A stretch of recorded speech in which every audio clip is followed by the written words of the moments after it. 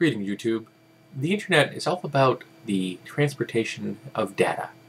At its best, that transportation is done in a free and open manner. The internet really can be the perfect vehicle for discussing anything and everything. As you imagine, I am opposed to any form of censorship by any organization, elected or unelected, and fully believe that anyone should be able to say anything they want so long as they are not directly attempting to incite harm against a person or group. The old "you cannot scream out fire in a theater" defense, which I fully endorse. But other than that, unless I'm trying to harm someone directly or a group directly, if I have an opinion about them, this is the perfect vehicle for expressing it. And I'm opposed to people limiting my ability to do so. I've even had people link videos to my own channel where they were really, really unpleasant to me because I fully believe in freedom of speech, and in particular to defend the speech that I don't agree with, because you don't need to defend the speech that you do agree with, now do you? Well, there's a story coming out of Nigeria at the moment. I'm going to check this name here. I want to see if I can pronounce it without mangling it. In the year 2000, a man named Malam Buba Bello Jangebe,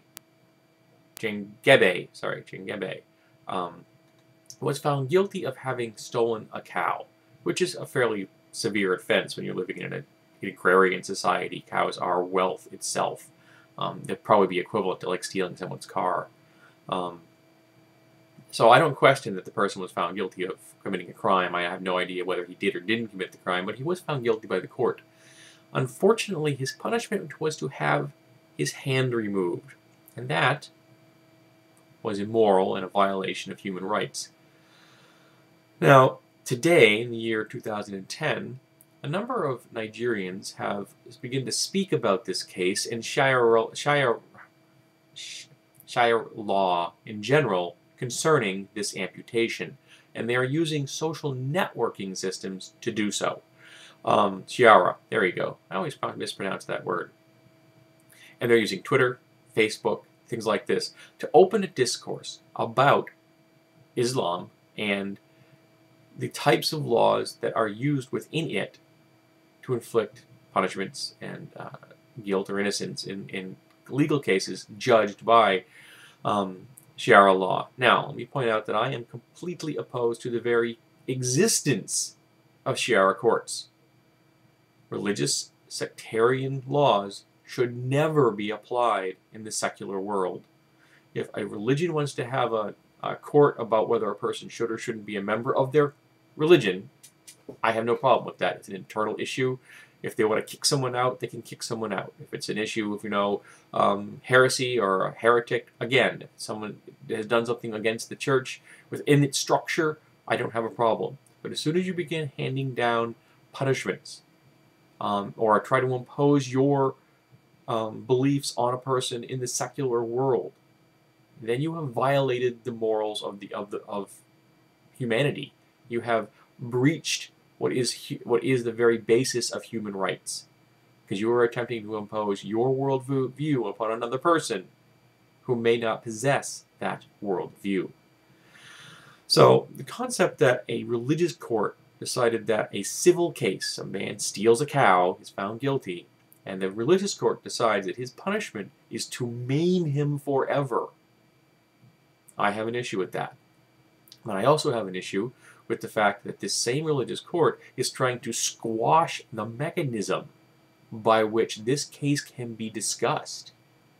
They are trying to tell people that you cannot discuss this case on Twitter and Facebook and whatever other social networking sites there are, such as, for example, this one right here.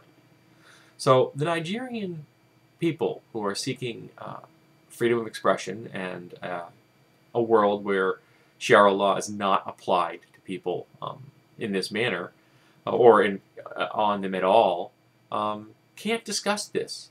But you know something? I can. Because I live in America. We have freedom of speech here. And the UN backs my freedom of speech. The UN backs freedom of speech everywhere. So I see this Nigerian decision by this court to be moot. Yes, they have power at the moment, but they shouldn't have power. They shouldn't ever have the ability to impose these kinds of limits upon others. Squashing freedom of speech is not going to stop people from thinking that these religious courts need to be done away with, that they should not have the power they have. So, I'm not Nigerian. As you can tell, you can't get much paler than I am. If I were any lighter in color, I would be translucent. But I've known people who are Nigerian. I work with people who are Nigerian. And I understand that the conflicts in Nigeria are serious, and they're not going away overnight. And the only way they're ever going to get solved is if people can have a dialogue. And you need a mechanism to have that dialogue. And some people enjoy using social networking sites such as YouTube and Twitter and Facebook to engage in that dialogue. So when I say, my Nigerian brothers and sisters, I'm trying to do this for you, I'm serious. You can't talk about this, but I can. So I'll do what little I can to spread the word that your speech is being squashed. You are being prevented from speaking to the world in the manner that you choose. I hope it changes. I hope the world can hear your voices, know what your thoughts are, and hopefully over time, these courts will be done away with. They will become an archaic element of the past, and we can move forward. Because without dialogue, nothing's ever going to get solved. Without solutions, without an attempt to find the solutions, you are the problem.